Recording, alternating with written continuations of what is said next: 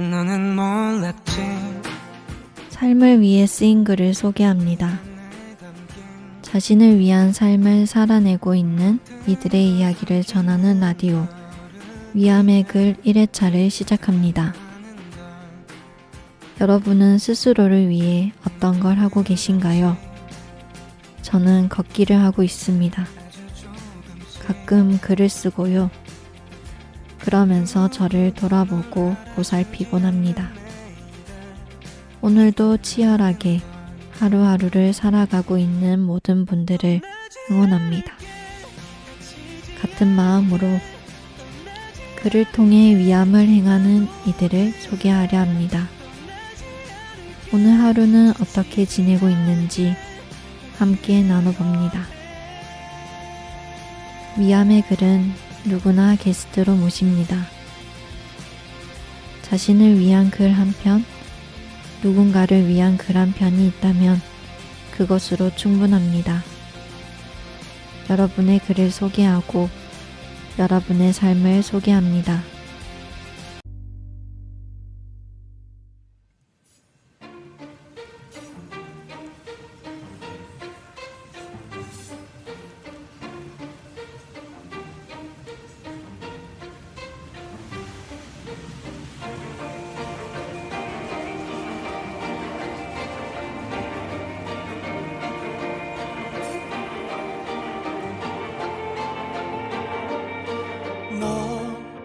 작년 크리스마스 며칠 전이었습니다.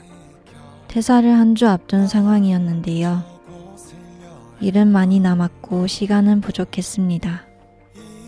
불안한 마음에 새벽에 일하러 나섰다가 어른길에 넘어져 팔뼈가 부러졌는데요. 자주 인대가 늘어나고 디스크도 오고 여러모로 아픈 날들이 많아 심리적으로 힘든 와중이었습니다. 한 주만 더 버티면 쉴 수 있는데 견디지 못하고 다치니까 화도 나고 억울해서 너무 우울하더라고요. 한 번씩 이렇게 다치면 저는 낙담을 하는 편입니다.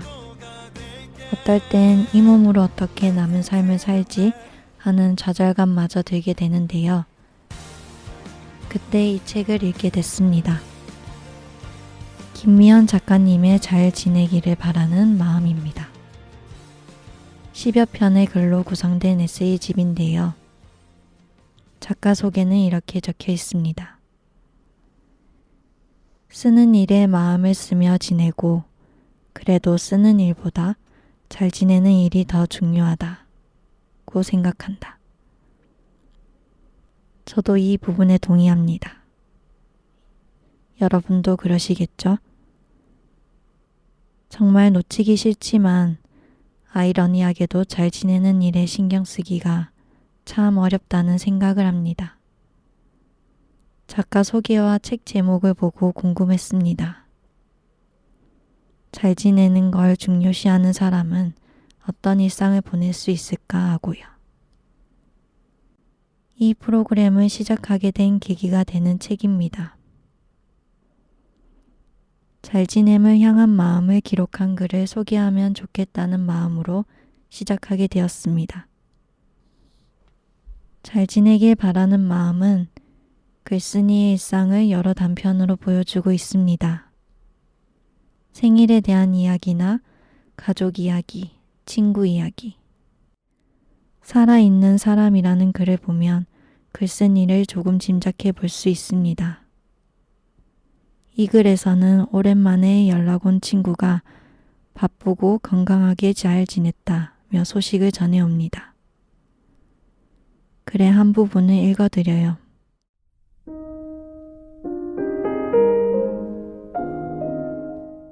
자신의 삶에 집중하고 있음을 들려주는 그 목소리에는 부드러운 확신이 있었고 그건 당시에 내가 자신할 수 없는 일이었다.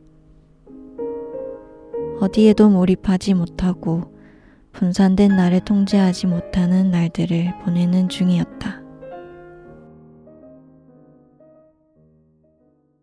우리는 살면서 하고 싶은 것들이 생기기도 하고 사라지기도 하고 짙어지기도 옅어지기도 하는 것 같습니다. 그것이 소중할수록 많은 혼란을 느낄 수 있는 것 같아요. 작년 하반기 이 책을 읽을 때 저도 그랬던 것 같습니다. 어디에도 몰입하지 못하고 분산된 느낌이요. 하나에 몰입하고 싶은데 그러지 못하고 어디로 나아가야 할지 모른 채 지금도 오늘을 보내고 있습니다. 저는 그런 분들이 이 책을 읽었으면 좋겠어요. 작가는 자신의 삶에 집중하고 싶어 했습니다. 살아있는 사람이고 싶어 했습니다. 이 책은 삶에서 잘 지내기가 어려울 때 작가가 어떤 방법으로 위안을 얻는지 나옵니다. 거기엔 사람이 있습니다. 마땅하고 건강한 슬픔이란 이 글에는 절에 가서 사람들의 소원 구경을 하며 마음을 털어내는 이야기가 있습니다. 그중 곳곳에 무언가를 바라는 가엾고 간절하고 슬프고 건강한 마음이 묻어 있는 게 좋다는 작가의 말이 흥미로웠는데요. 저도 아주 가끔 산에 가면 절에 들르곤 하는데 사람들의 소원이 뻔하다는 생각만 해서인지 잘 보지 않았던 것 같습니다. 그런데 글을 읽다 보니 소원을 비는 행위 자체가 이렇게 해석될 수도 있겠다 생각이 들었습니다. 이때 작가는 절을 어떻게 해야 되는지도 모르면서 기도를 했다고 해요. 감당하기 어려운 일이 일어날 수도 있고 그걸 막아달라는 기도를 하진 않을 테니 그럼에도 자신이 세상을 긍정할 수 있는 지혜를 달라고요. 여러분은 어떤 절박한 순간에 무엇을 기도하시나요? 이 책은 반복적으로 잘 지내는 것을 이야기하지만 등장하는 인물과 장소는 모두 다릅니다. 작가에게 힘을 주는 혹은 위안을 주는 잘 지내기를 바라는 마음을 전해주는 그런 사람들에 대한 이야기가 잘 녹아져 뒤로 갈수록 마음이 말랑말랑 따뜻해집니다. 생일에 유독 우울감을 느끼는 작가가 겪었던 생일 이야기를 한 편 들려드리겠습니다. 글의 제목은 생일블루입니다.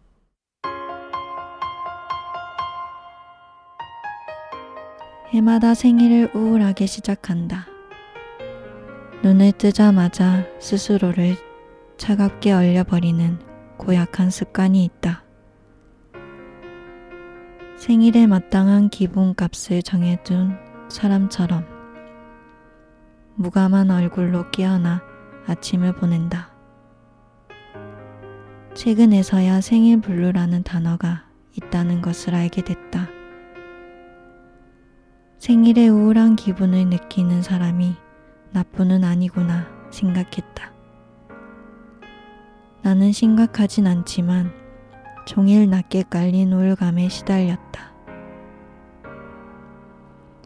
어쩌면 항상 모호하게 얼어있다는 것이지만 침착한 태도를 유지하려고 애쓰는 모습이 쉽게 발각되려 안쓰러운 사람이 나였다.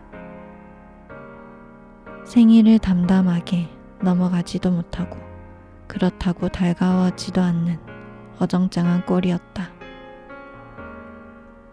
차라리 없었으면 좋을 뻔한 날이라고 자주 생각했다. 침착함을 유지하고 싶어 깜짝 놀랄 만큼 행복한 일을 거부하는 사람처럼 그랬다. 몇 해 전엔 카카오톡 생일 알림 기능을 꺼버렸다. 유달리 주목받는 것도 불편하고 관심을 안 주는 건 더 싫으니까.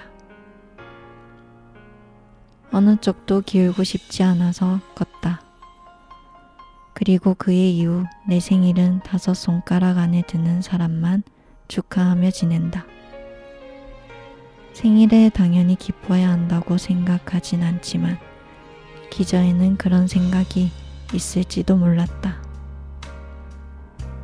나의 기저에는 내 의지와는 상관없이 주입된 생각이 널려 있으니까. 기쁘지 않을까봐, 혹은 다들 기뻐하던데 나는 안 기쁜 게 이상해서 그러는지도 몰랐다. 내 기분을 타인에게 휘둘리고 싶지 않아서일 수도 있다. 이런저런 이유를 가늠해 보지만 명확해지지 않는다. 친구들의 정성스러운 축하를 매해 거르지 않고 받으면서도 그랬고, 반드시 환하게 웃었는데도 그랬다. 아침의 우울감이 나를 배신하고 고마움으로 범벅된 마음을 달래며 잠드는 일은 매번 있었지만 해가 바뀌고 다시 생일 아침이 밝아오면 어김없이 우울했다. 올해도 마찬가지였다. 가만히 누워 눈만 껌뻑이다 정오를 넘기고 일어났다. 과분한 축하 메시지에 표정 없이 답장을 했다. 고마운 마음과는 별개로 얼어 있었다. 유난히 심하네. 속으로 중얼거리며 이불 속으로 몸을 숨겼다. 얼마 전부터 매사에 의욕을 잃은 탓일지도 몰랐다. 어떤 일에도 들뜨지 않는 날들이 지나가고 있었다. 그런 와중에 맞은 생일이었다. 아무것도 하고 싶지 않아서 몸을 이리 굴리고 저리 굴리다 결국 일어났다. 생활이 지겨운 만큼 이러는 나도 지겨워서였다. 같이 사무실을 나눠 쓰는 친구가 별일 없으면 파티를 하자고 했다. 성당이나 절에 다녀올까 생각했지만 사무실로 갔다. 친구는 나를 보자마자 생일 축하한다고 말하며 와라가 났다. 정말 와락이었다. 몇 달 전 일이 생각났다. 한 번도 안는 적 없던 사이였던 우리가 처음 포옹했던 건 친구의 한번 안아줄게요 라는 말 덕이었다. 그날 안긴 김에 내가 안는 것을 얼마나 좋아하는지 고백했고 친구는 아끼지 않고 한 번 더 안아주었다.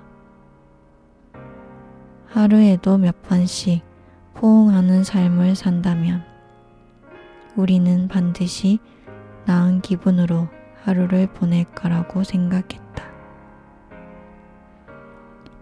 그건 모든 일을 가볍게 하고 쉽게 위로를 주고 불안을 잠재웠다.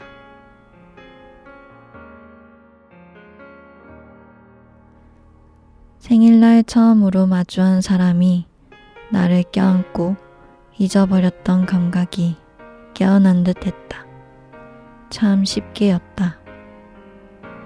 아무 일도 없다고 생각했는데 순식간에 내가 무슨 일이 있었구나를 알게 된 사람처럼 눈물이 핑 돌았다. 주책 맞은 것 같아서 눈물을 삼키려고 황급히 눈동자를 굴렸다. 일부러 얼린 마음이 바닥까지 드러나는 듯 했다. 생일초를 불고 오늘 일은 일단 미루기로 하고 한참을 떠들었다. 핑 돌았던 눈물덕인지 하소연이 이어졌던 것 같다. 내 하소연이 이어지는 동안 친구가 울어버렸다. 나보다 더 울보라고 놀리면서 웃다가 나도 울어버렸다. 나나 친구나 울음의 해프기는 매한가지였다. 아침까지만 해도 눈물 한 방울 없을 것 같은 얼굴로 보냈던 나는 친구를 따라 쉽게 울어버렸다. 우린 불편하게 느끼는 게 참 많은 것 같아요. 내가 말했다.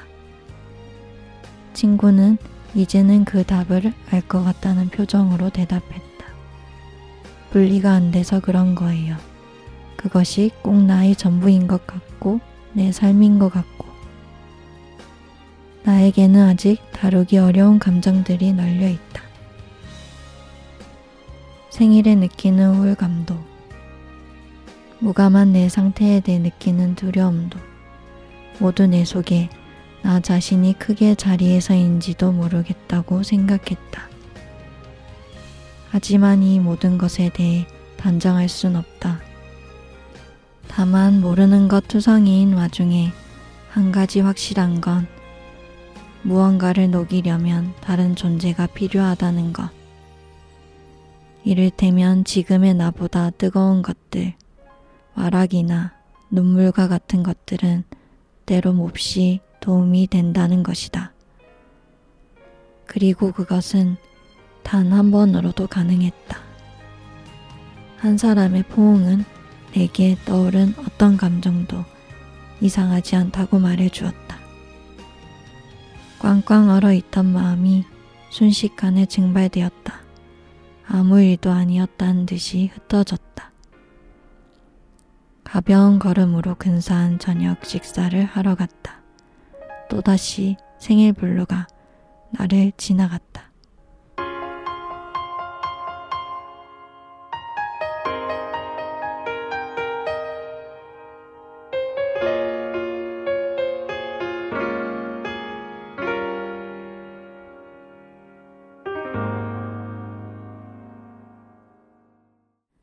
저는 이 글을 보면서 따뜻한 파란색이 떠올랐습니다. 느껴졌다고 해야 할까요?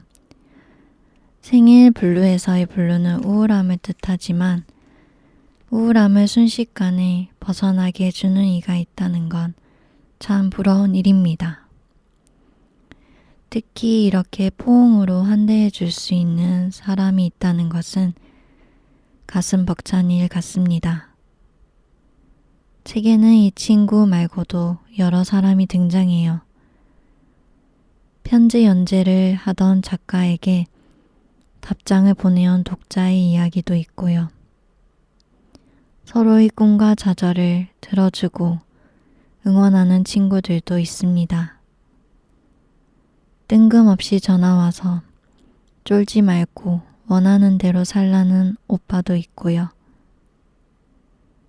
그들과의 대화, 그들과의 시간 속에서 자신을 사랑하고 위하는 이야기가 저를 울렸습니다. 어떤 상황에서 글을 읽느냐에 따라 다양한 감정을 느낄 수 있을 것 같은데요.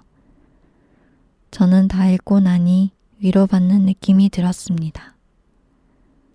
왜 위로를 받았을까요? 작가가 힘들어하는 부분에 대한 공감도 있지만 그럼에도 잘 지내려고 하는 그 마음과 그런 마음을 보내는 사람들이 있다는 것, 그 존재 자체가 위안이랄까요. 마음이 편안해졌고 며칠 지나 보니 뭔지 모르겠지만 작은 씨앗이 마음에 떨어져 심어졌다는 느낌이 들었습니다. 나도 나를 잘 지내도록 해줘야겠다. 이런 생각이 들더라고요. 여러분들도 위안을 얻고 용기를 가져보시면 좋겠습니다. 2부는